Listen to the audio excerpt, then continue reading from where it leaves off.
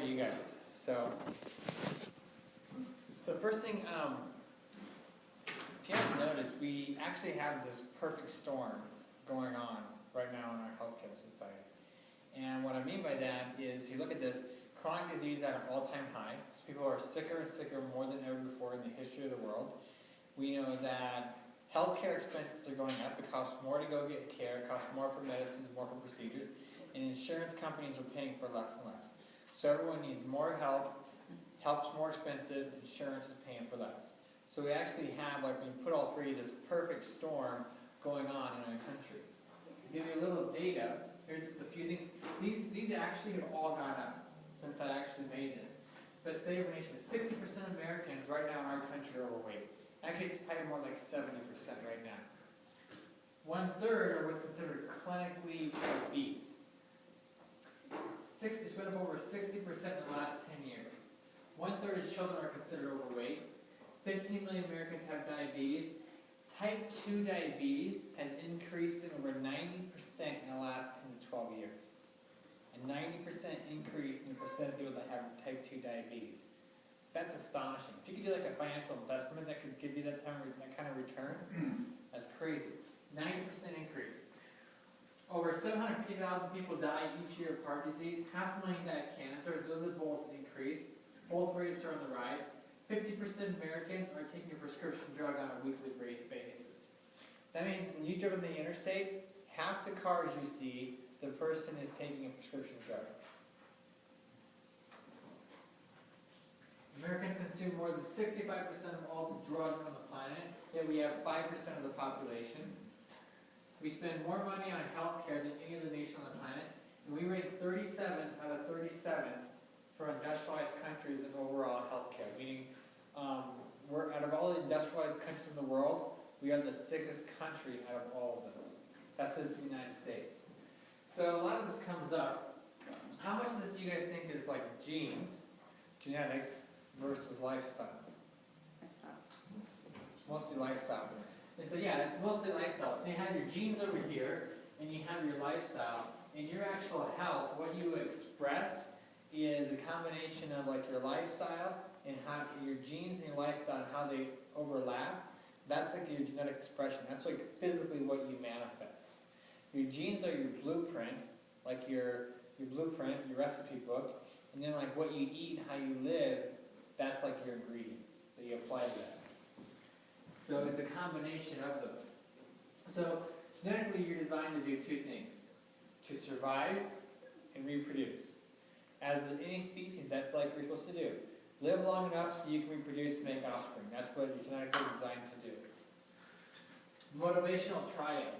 Now you have 3 levels of motivation. Seek pleasure as a species, avoid pain, and conserve energy. Right? So, seek pleasure, go get something to eat that tastes good instantly. Sugar, fat, right? Seek pleasure. Avoid pain. Don't do anything extra anymore. Don't spend any more energy than you have. Don't exercise. Conserve energy. Just go to the drive-thru or something versus actually making a meal. That's like what you're designed to do in nature. If you were a caveman living thousands of years ago, that's the things you would have to do to survive. You want to eat, get food, and burn as little energy as possible doing it, and try not to get hurt in the process. Make sense? The problem is, our modern day lifestyle is so much different than it was thousands of years ago. And we still have, genetically, we have changed zero. You don't change genetically for about, I think about 100,000 years to do any genetic adaptation. But our lifestyles have changed so dramatically. So we're programmed to live one way, but we live a life that's completely different. So if you take an animal out of the wild and you put them in captivity, they get healthier or sicker. So like humans are literally like wild animals living in captivity. So, like I said, avoid exercise, seek pleasure, eat sugar, avoid pain, emotional conflict, those kind of things. So genetically you were designed to be healthy, you guys agree? But the problem is you have no genetic defense against chronic stupidity, ignorance, or laziness. So I'll go into some things. Now, in medicine you study a lot of pathologies. But what I will tell you is, for the most part, pathology is actually mythology. And if you understand you're genetically designed to be healthy, you have to understand there's really only pathological lifestyle. Almost all pathologies is a physiological adaptation to the choices you're making. And I'll go through this and I'll explain some things. So, Larry, we're going to take you, right? We're going to put you on an iceberg. When I say physiology, by the way, that means how your body adapts and responds and how it functions. So we're going to put you on an iceberg, right? Now, what happens to your body? You're worrying nothing about your skittles. Be cold and hungry, and what are you going to do instantly, probably? Shiver, right? You're going to shiver, and your body's going to take all the blood from your fingers and hands and toes, and it's going to take those and take them away from there, and it's going to pool them into your internal organs. And it'll do that, right, to help you survive. Now, my question is that healthy or sick? It's sick. Ask your big toe. But it's intelligent.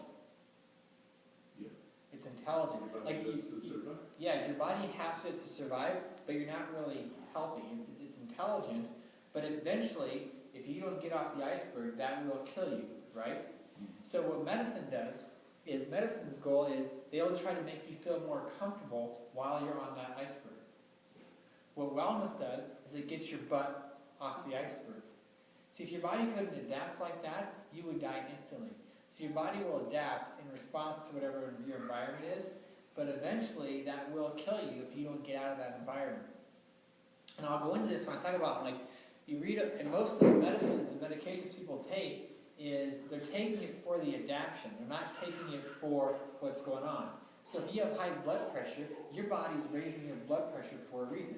If you have high cholesterol, your body's making that cholesterol for a reason. Your body's doing these things in response to your environment or some stresses or something going on in your lifestyle. And what you have to do is go, your body's very intelligent, it's doing that for a reason, but if you don't change why your body's doing that, eventually it's going to kill you. What we also know is taking a drug to change those side effects does not make people live longer. It lowers whatever they're measuring. For example, you take a blood pressure medication, it will lower your blood pressure. It is actually any healthier. We know a cholesterol medication can lower your cholesterol. It does not make you any healthier, and I'll talk about this in a second, what the studies actually show. But does this make sense? So when your body's doing something, you have to go, why is it doing that? You don't get sick, you do sick. Alright? So if you ever have days you're sick or what's going on, instead of going, oh my God, what do I have? What do I take? You go, what did I do to get myself here? What do I need to do to get myself back to health? Why is your body doing that? So you have chronic stress is the #1 cause of all chronic disease. And I'm going to explain some things, and I'm going to talk about, have you guys heard about the stress response? Like fight or flight, you heard of that? So you understand this is a very intelligent thing that your body does. And if it could not do those things, you could not adapt and survive in what it's responsible for. The problem is our environment has changed so different that we are in chronic stress, and I'll talk about this. So you have 3 different kinds of stress. You have like chemical stresses, right? Foods, chemicals, toxins. You have psychological or emotional stresses, and you got physical stresses. Now, a stress is one of 2 things. It is a lack of something you require for health is a stress on your body. Right? If there's something your body needs to be healthy and you don't have it, that's stressful. Here's an example. If you don't have water and you're dehydrated, is that stress on your body? Right? Okay. And the other thing that can be stressful is too much of something that's bad. Toxins. So if you have like, what would be an example of something too bad for your body that's toxic? Like that creates stress.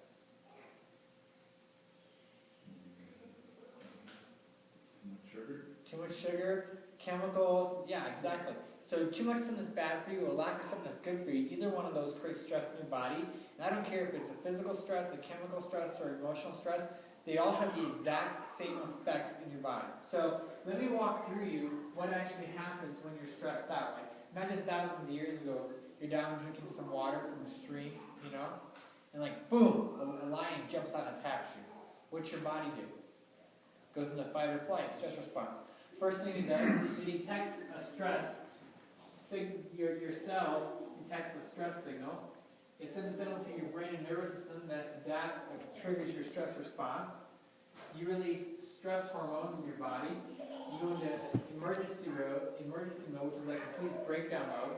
You're either in rested, heal, and repair, or you're in emergency and breakdown. Your body's in one or the other, and I'll explain that. You cannot be in both at the same time.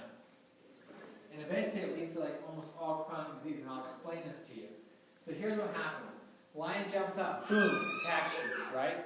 Instantly, your heart rate goes up. Your heart starts pumping, right? It gets to put blood to all your organs, your muscles, whatever.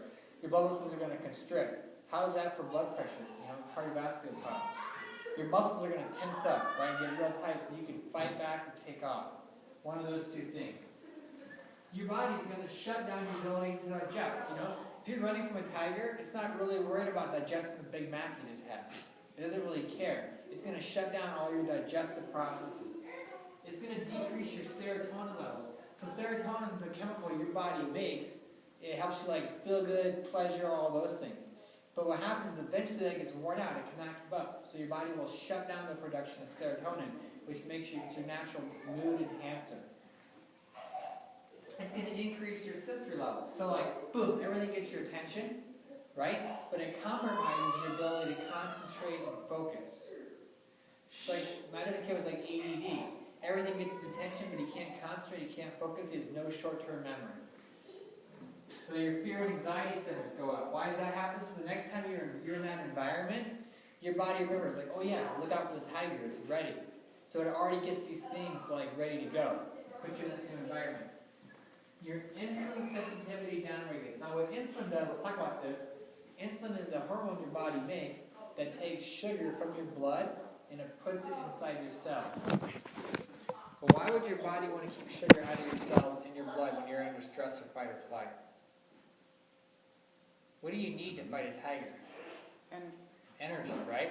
So your body's going to stop listening to insulin to keep that sugar inside. We're going to talk about diabetes and how it's still being fat storage. So your blood sugar goes up for energy.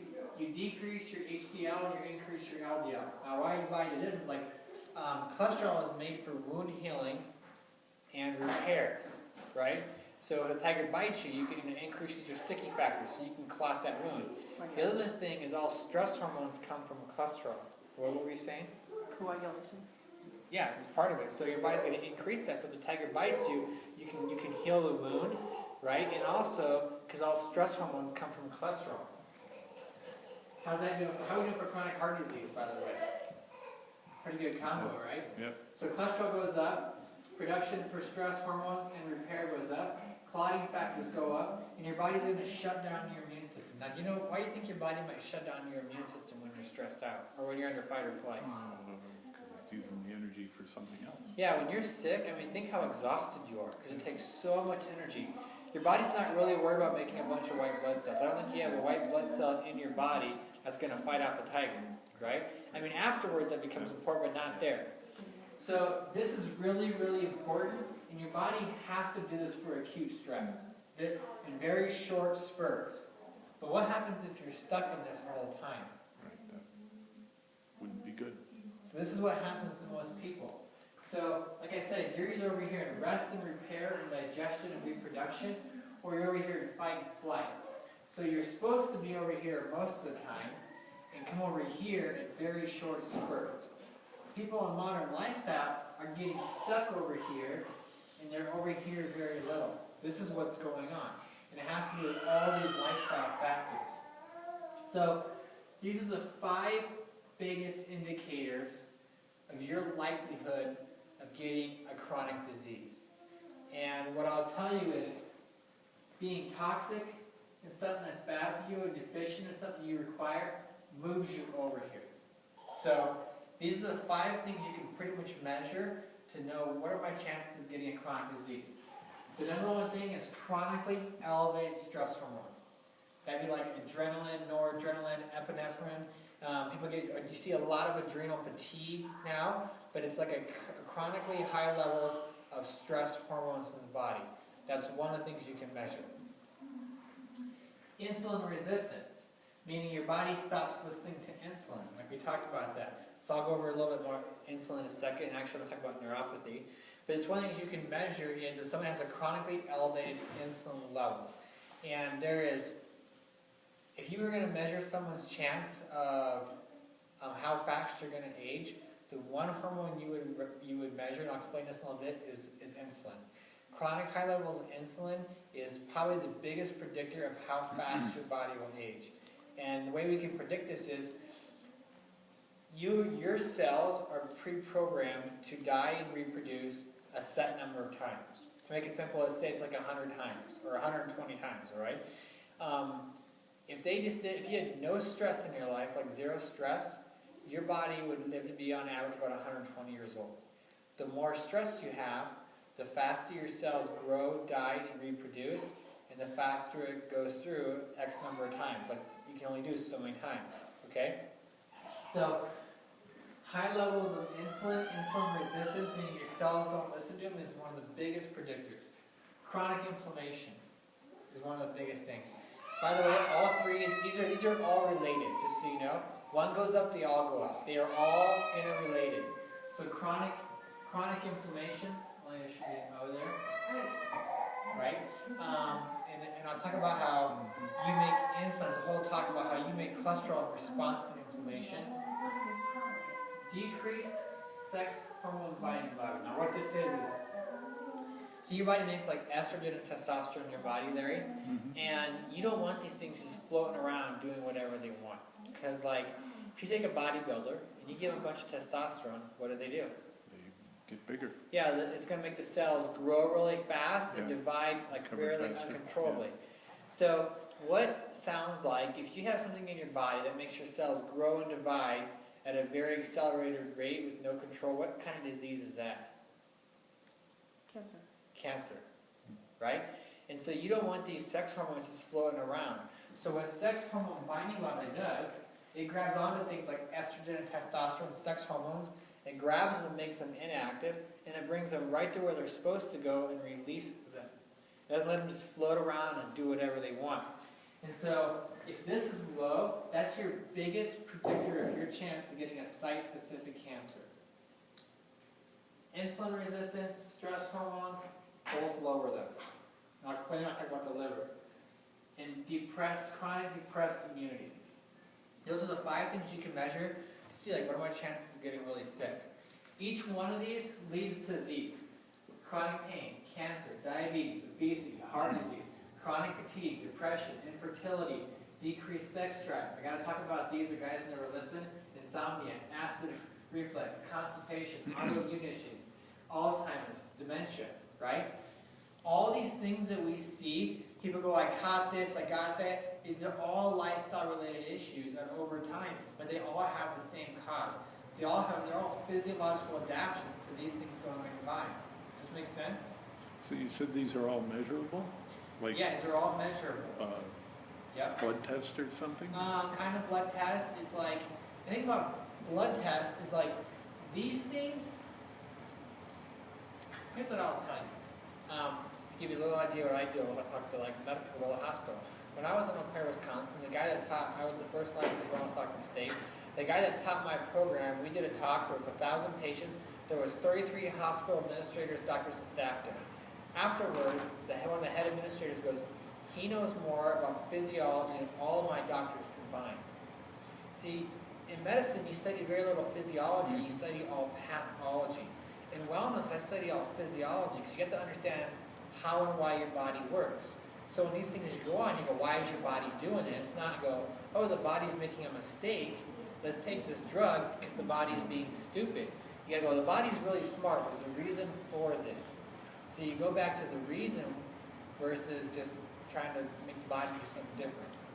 And so these are all things that you can literally measure. Like you can measure like white blood cells in your body.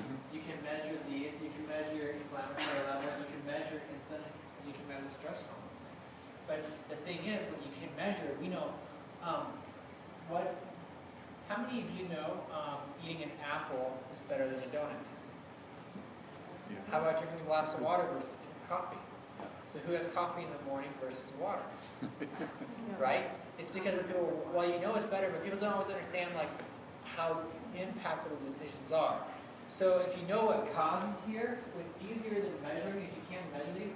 It's easier to measure lifestyle choices because lifestyle choices lead to that. So what you really can measure is, what are you doing? And you can measure the decisions you're making, because those decisions lead to this. So you don't even have to measure, you can just go, what is someone eating? Are they exercising or not? Do they have stress in their life? You can measure the things that lead to that, which is even more impactful. So, what I will tell you is, eating an apple instead of a donut moves you towards there. Eating the donut instead of an apple moves you towards there. Eating the apple moves you away from there. Getting adjusted versus being subluxated moves you away from there. Eating healthy versus eating sugar moves you away from there. Okay? So, we're going to talk a lot tonight about chemical stress. And I can talk on each one of these far. We're talking about chemical stresses, toxins in your body. And one of the biggest ones we have in our society is things like sugar. So, in 1905, North Americans ingested about 5 pounds of sugar a year. Think what a pound of sugar is like, one of those bags, right? 5 of those a year. In 2009, how many pounds do you think the average American took in? 200. 150 to 200. That's almost like half or like 3/4 of those a day. It almost makes you sick thinking about having to eat that much sugar, right? It's in everything. Not everything I eat. That, Say that. obviously. But, so this is like the modern day epidemic. And you hear a lot of things about abdominal obesity between between the gut and the butt, high cholesterol, hyperdyslipidemia, high blood pressure, high hypertension, high pre-diabetes. By the way, these three right here is what I would guess about 90% of medicine is on. This is out of freaking control. When someone comes in with one of these, I can almost predict. It's like, what do they call it, hockey? Like when you hit 3 goals in one, like a triple hat trick? What is it called? Hat trick. Hat trick. Yeah, like everyone should get a little pin that says, I got the hat trick. Because when they get one of these, they have all of them. It's like, got this, and I got this, and this. That's what I always say. Great. And then you get off of that, when you get off of that, and they're like, huh? But Like, also, you're on this, like, when it's like your medication done? What? Like, never, right? But these are like all side effects. These are like the 4 hallmark things, and that's why they call it Syndrome X, because everyone generally has all of them, so they just go, we got Syndrome X, because it's like all the same things. The reason for this is, these are all like reactions to what I was talking about, right? They're all the same cause. They have the same effects. So, insulin is, a lot of people think insulin is in your body to lower your blood sugar. That's one of the effects it has. It's not what it really is. Insulin is an anabolic growth repair hormone. Its job is to take proteins, fats, and sugars out of your blood and get them inside your cells, because they cannot get inside, all right? So, like, you ever been to a club, restaurant, bar where there's like a bouncer on the outside? There's a max capacity. So we pretend there's a club in there, right? There's only so much, and you want in, but you cannot get in on your own. Allison is insulin, and she can get you inside, because she's like the key that gets you in. So that's how insulin works. She's on the list. She's on the list. Yeah. So she has the key to insert, and the cell will open up and let you in. That's how insulin works. So, insulin is the key that gets those things inside of it. Okay? That's what you know. So here's what happens when you eat foods in your body, especially sugar. Your blood sugar level rises. Your pancreas, you got high blood sugar, right? So you got sugar in your blood glucose goes up. Your pancreas detects that. It's going to release insulin cells. The insulin will get the sugar out of your blood and inside your cell. Okay? So it's going to lower your blood sugar because it's going to store that sugar as energy. What happens when your blood sugar is low, your pancreas releases a thing called glucagon, and that helps your body release stored sugar for energy. So you want your insulin levels to be very sensitive. You want your body to use as little as possible. What this breaks down to when it comes to weight loss is insulin is the key, Larry. Okay? So here's what insulin does. It promotes fat storage. So to back up a little bit, you store sugar in 3 areas. Okay? You store a tiny little bit in your liver. Okay, very tiny little bit. When your liver is full, you're going to store the rest in your muscles. okay? Until they're Then when full. your muscle's full, then guess where you store the remainder? Right here. Yes, in your fat, right? So it Yep. promotes fat storage. It inhibits fat breakdown. So even when you're exercising, if you have high insulin levels, your body will not be able to release stored sugar for energy. It cannot happen. Your body physiologically can't do it. So if you're going to go exercise, you have the energy bar or the Gatorade that has sugar in it. I don't care, your body's going to have a very, very, very hard time releasing that fat. Okay? And then it inhibits growth hormone. You know what growth hormone is? You ever hear that? Yeah. You It mean helps like your body- human growth hormone?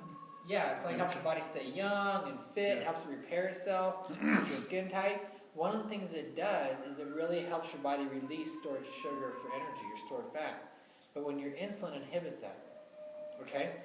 Oh, by the way, what I was going to tell you is, because it relates to what you have going on, when you have when the liver gets full, the cells become insulin resistant. They stop listening to it, okay?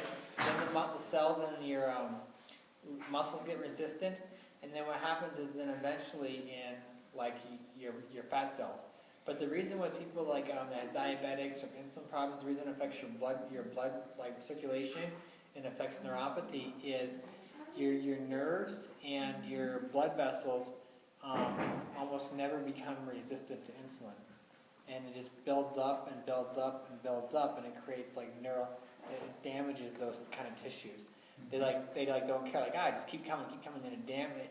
It's kind of complicated. Not everyone understands it 100%, but because they don't become resistant to them, it damages those things. That's why you get a lot of diabetics that have neuropathy and they have circulatory problems, because it damages the inside walls of your cells. And there's a little bit more to that, but that's just the way I can put it simple. That's from high insulin levels? High sugar levels and Circulating in the up. insulin, yep.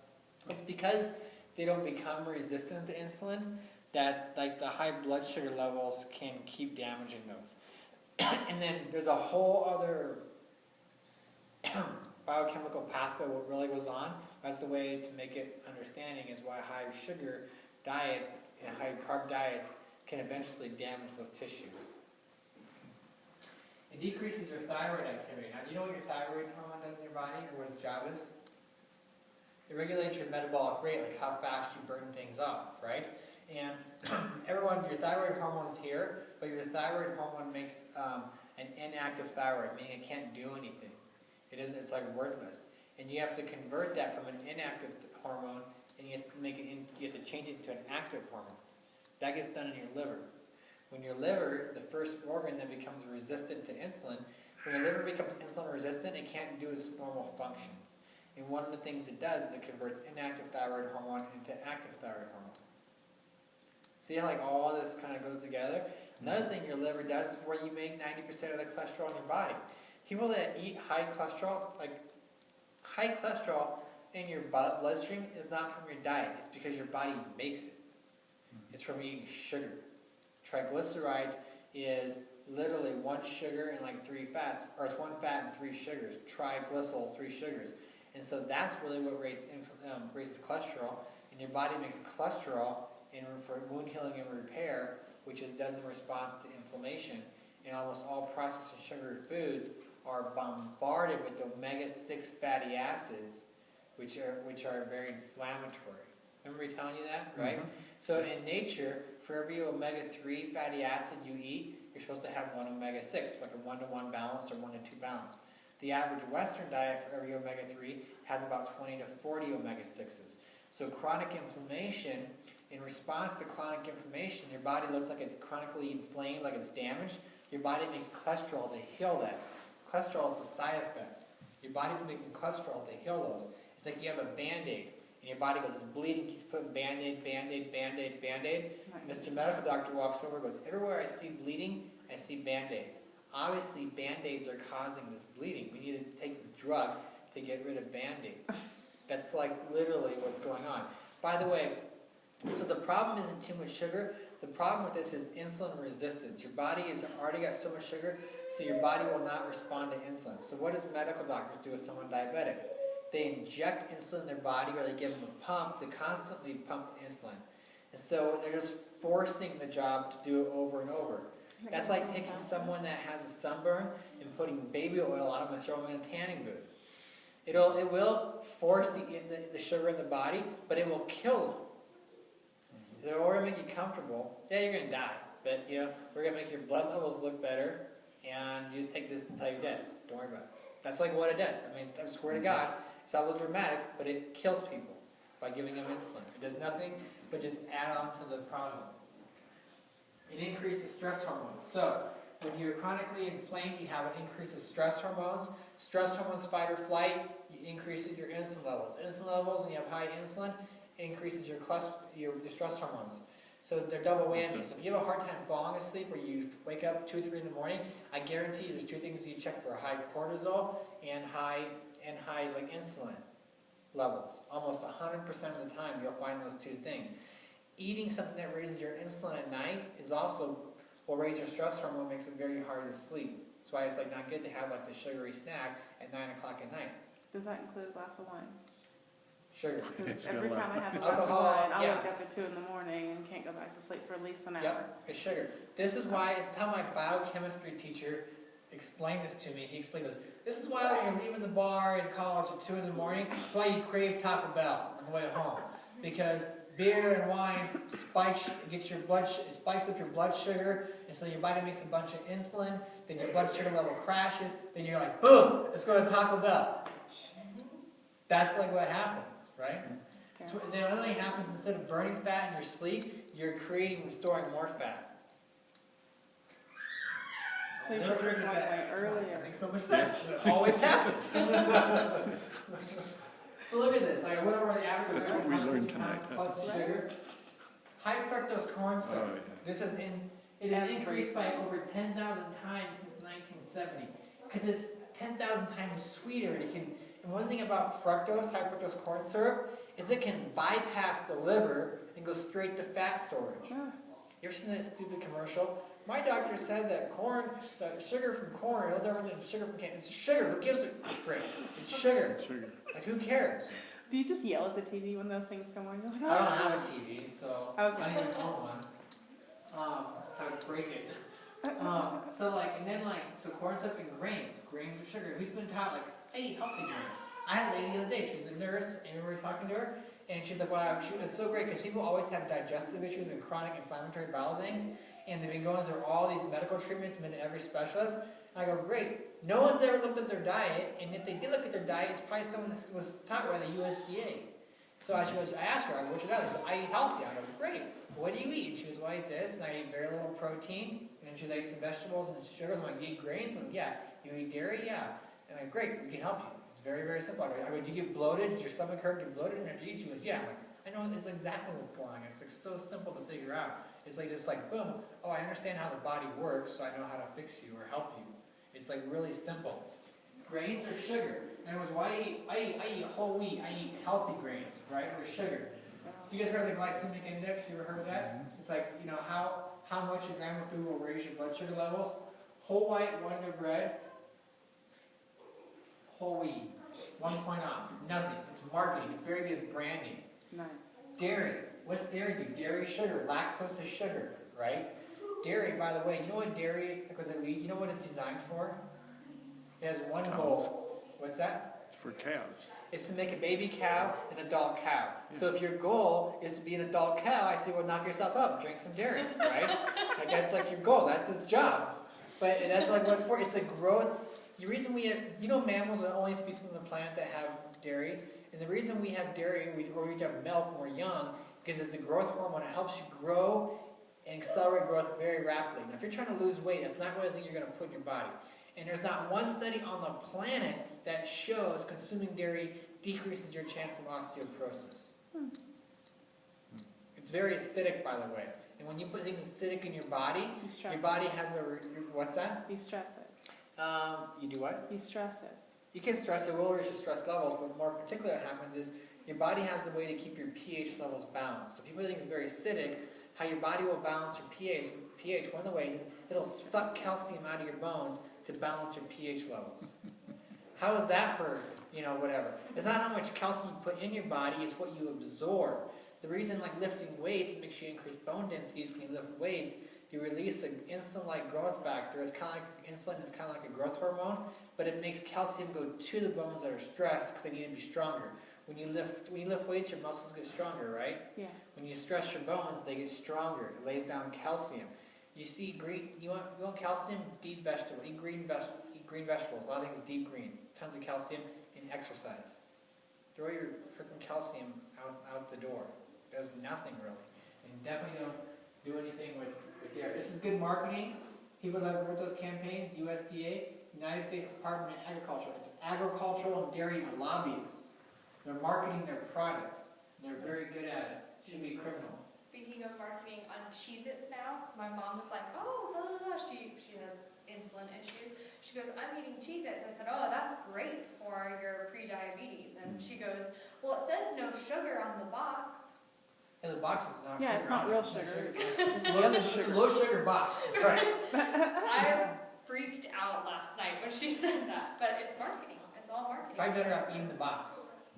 So people, what do I so you understand? Like when you go over, if you just understand like physiology, it's like so easy to understand how to make someone healthy. And the thing about wellness is, it's not complicated.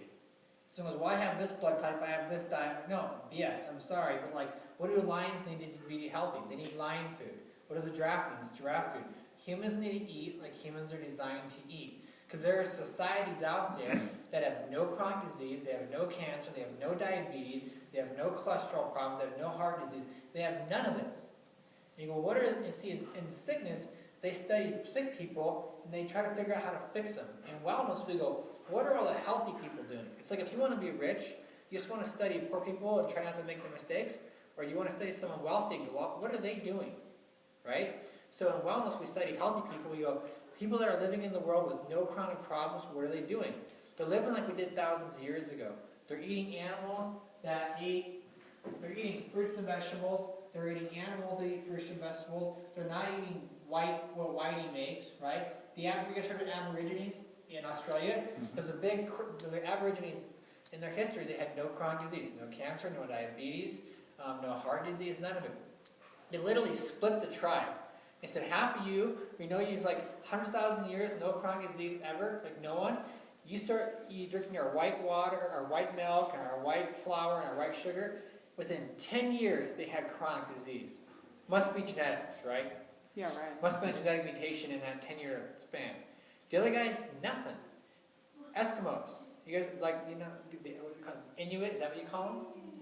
So here's what an Eskimo has for a meal, for like a day. They get up in the morning, they have blubber for breakfast, then they have a mid-morning blubber snack, then they have blubber for lunch, then they have a mid-afternoon blubber snack, then they have blubber for dinner. High cholesterol, zero heart disease. None. Zero. It's like none. And so, and certain people in the medical industry are coming around, but the guidelines that came out when everyone was eating red meat is they're saying they're eating high-carb, low-fat diet was the recommendation. Their recommendations for people that had heart disease was freaking killing people. It literally was. So you got to have high-quality proteins, right? A grass-fed animal is a completely different, and it's not even the same species, I promise you, than a grain-fed animal. You have to eat high-quality proteins, you eat vegetables, you eat fruits, nuts, seeds, and berries. That's what you eat. It's called the paleo diet, meaning how did our Paleolithic ancestors eat? I'm actually on the Paleo Physicians Doctors Network. You hear the caveman diet. It's very simple. You just eat like we're designed to eat. Just like a lion needs to eat lion food. You feed a lion human food, they get sick. What do people... Here's I saw this one time, and I almost wanted to slap this lady, but I'm sitting there, and she was watching her son drinking a Pepsi, and she was feeding the dog Cheetos. And she walked over, and I saw this, and she slapped the kid's hand. She goes, no, it's bad. Those are not for the dog. Those are for you. It'll make the dog sick. I mean, I was like, do you listen to what you said? They'll make your dog sick, but it's for your kid. Right? There was in a Humane Society in Kentucky, took these two people's pets away because they were feeding it like chips, like human food. And they came, they took the pets away, but they left the kids there to be poisoned. I mean, just look at what you see. It's insane. There's a couple stores downtown. I was walking down Old Town, and the sign said, It said, no animals allowed inside. And I look inside, there's a bunch of humans and they're eating animals. We forget that we are an animal species, right? And it's crazy, in college, you actually have human physiology in one building, and you got mammalian physiology in a whole separate building. They're the same freaking thing. That's like how insane it is we like see ourselves as different. If you see an animal sick in the wild, you go, what did he eat? What's going on in the environment? Not, oh, well, yeah, that's genes. No, you instantly go like, what did humans do to its environment is what you usually look at. And that's how we get to look at like a human. And so this is like everything I go over is very, very simple. And we were looking at like, I taught a lot of people just how to eat naturally, but our results were only so much. Because it was still hard for people just to implement this like in their lifestyle. So we were looking all over, and my mentor in Minneapolis called me, and he goes, hey, we're doing this thing called Ideal Protein. I was like, yeah, I'm not interested. Then he sent me their stats, and their dieters lost 4,000 pounds in 1 year. But really what I understood was he sent me a list of medications people were getting off. They're getting off all of their junk. And I said, you know what? This isn't like the perfect thing I would do, but it's the best thing I could find.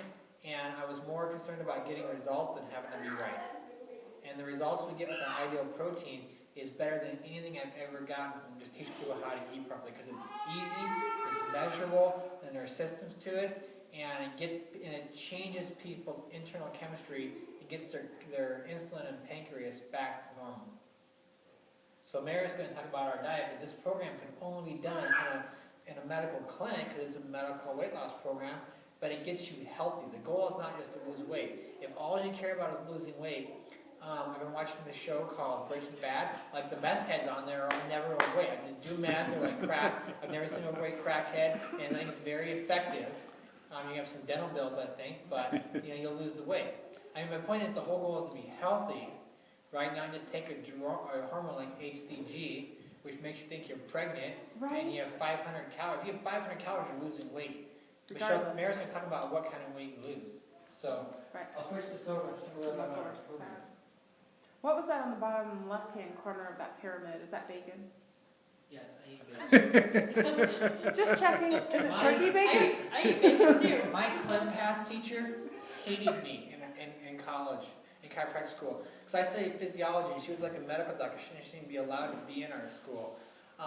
But like, she just went off the textbook. The textbook could be wrong, but I was studying like physiology, and I was studying to get my wellness degree, and I would just keep raising my hand. And she would goes, and I'd ask her questions, and I was like, well, actually, that's not incorrect, because so we know what happens. And she goes, well, here's what it says in the textbook. I'm like, sorry, textbook's wrong. I don't give a shit.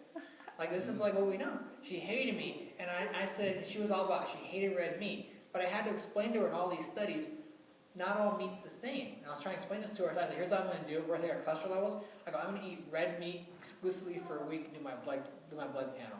And I did, and I had like almost the best blood panel out of the whole class. But I was eating grass-fed meat, not grain-fed. It pissed her off. It was so good. So Meredith can go over this now. All right. Thanks, Chris. You bet. Let's see it. Okay. I can make sure I know how to use the clicker. All right. So Dr. Chris has touched on a lot of this, but you have 3 different sources of energy. You have your carbohydrates, or sugars. You have your proteins and your fats. Okay. So your body utilizes carbohydrates first. And you're going to tap into those glycogen stores in your liver and in your muscle first. So once you've depleted those and your body needs to find energy elsewhere, it's going to go to proteins, and that's in your lean muscles. And if it doesn't have that, it's going to go into fat. Okay, so that's why we're so prone to storing, and we're not tapping into that fat, because you keep eating these high carbohydrate diets. And if you're on a diet where you've reduced all of your calories, you still haven't tapped into your fat storage, because you're going to break down your muscle first. Okay, so on our diet, what we do is we reduce your carbohydrates, we don't eliminate them. We know the average person needs about 40 grams of carbohydrate a day, and anything below that you tap into your glycogen stores. And we make sure that you have enough protein going through your system so that you don't target your muscle. So now we're targeting just our fat only. Okay?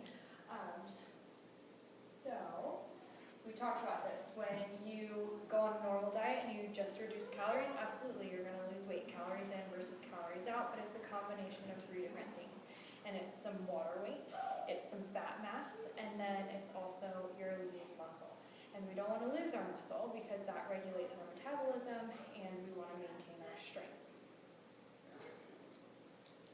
So when you go back to increasing your calories into what you should be eating when you're off your diet, you've reached your goal, you're going to gain back some weight, but it's going to come back with a vengeance if you've lost that muscle mass. You have a lower metabolism. So you don't need that many calories there. And guess what? You're not going to gain back muscle, you're going to gain back fat. So a balanced diet. If you have a balanced diet, it's like having a balanced company. If it's balanced, you're not gaining, you're not losing anything. And so we need to take you temporarily out of balance so that we can lose some weight. So in the ideal protein diet, we reduce those carbs, we reduce the fat, and we have an ideal protein amount so that we're maintaining our muscle mass. And because we're reducing certain nutrients, we know exactly what you're lacking, so we have required supplements on there for you to make sure that we're getting all the nutrients throughout our body. So yes, you are in an unbalanced diet, but it's temporary, and that's okay. Let's see here. So a lot of people, one of their questions that they ask me is, well, I'm having such a low-calorie diet, is that safe? Well, you have 3,500 calories and 1 pound of fat. So if you're ingesting a low-calorie diet and you tap into your fat stores, we call that ketosis, then you have 3,500 calories that are floating around your body that you have to utilize as energy. So you have plenty of energy. Every single one of my dieters who's in ketosis, meaning that they are following protocol perfectly and they are targeting their fat, not one of them are hungry. If somebody comes into me and says, I'm hungry, I know that they've cheated, whether it was intentional or unintentional. Okay? So we've kind of talked about that. We reduce your calories, we make sure that you're maintaining your vitamins and your minerals, we're maintaining your muscle mass, and we're making sure you have enough protein. Now people always say, is this a high protein diet? Nope, listen to the name, ideal. Ideal protein. We know that the average person needs 0.5 gram of protein per pound of body weight. So now I know exactly how many meals on ideal protein you should be consuming. Okay, so we can adjust that to the individual. And this is where we were talking about, so this is just the breakdown of 1 pound of fat, about how many calories are you burning a week. So it's not a low-calorie diet in a sense. Yes, you're ingesting calories, but since you're able to target your fat mass, you have plenty. So our average person has just shy of 2,500 calories a day once they tap into ketosis. Any questions so far? So, what is this, something you take that encourages your body to burn fat? So And not kill muscle. So it's your diet. So what we're doing is we're providing you with meals. It is essentially the paleo diet. Yeah. So we are making that easy for you.